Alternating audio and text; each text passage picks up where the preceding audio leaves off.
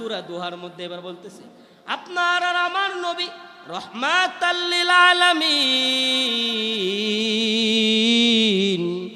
এইবার মজলিসের মধ্যে কান্দে রে নবী, কান্দে আর নবী কান্দে। আমার নবী ডাক দেয়া কয়, মালিক গো, আপনি দিনের দাওয়াত দিতে বলছেন, লুকাইয়া লুকাইয়া আমি দাওয়াত দেই, প্রকাশ্যে দিতে পারি না, কারণ বড় বড় নেতার জন্য। আমার নবী আল্লাহর কাছে দোয়া করছে, ওগো মালিক,